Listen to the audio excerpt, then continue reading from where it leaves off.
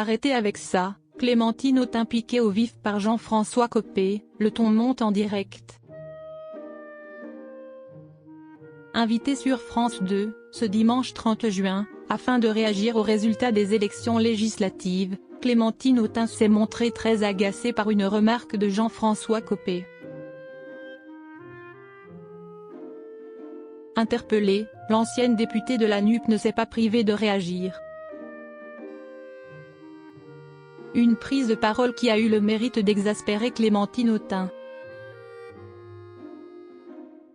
Ce dimanche 30 juin, Jean-François Copé était présent sur le plateau de France 2 pour commenter les résultats des élections législatives. Face à la victoire du Rassemblement national, l'ancien camarade de classe d'Anne Roumanoff, qui est également sa voisine, ne s'est pas privé de partager son avis cinglant sur le premier tour des élections. Emmanuel Macron a, il y a 3 semaines, joué le destin de la France au poker, et non seulement il a perdu, mais il entraîne, dans ce désastre, la totalité des partis du gouvernement, a-t-il rapidement scandé. Pourtant, toujours au cours de cette même prise de parole, Jean-François Copé ne s'est pas uniquement attaqué au chef de l'État. En effet, l'ancien ministre du Budget, sous Jacques Chirac, s'est également insurgé contre l'alliance entre le Parti socialiste et l'extrême gauche. Une phrase qui a beaucoup fait réagir Clémentine Autain. Mais ça suffit, cette histoire d'extrême gauche, s'est emportée l'ancienne députée de la NUP, interpellée par cette attaque. Avant de poursuivre, visiblement agacée, arrêtez avec ça. Une intervention à laquelle l'ancien ministre n'a volontairement pas réagi.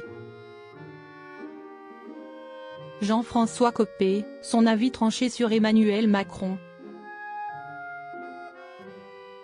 Toujours lors de son passage sur le plateau de France 2, Jean-François Copé a tenu à rappeler à quel point Emmanuel Macron est, selon lui, le seul responsable des résultats des élections législatives.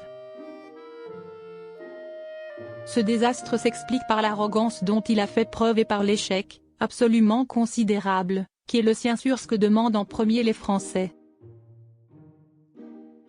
C'est-à-dire le rétablissement de l'ordre à l'école, dans la rue, aux frontières et dans les comptes publics, a-t-il précisé, catégorique.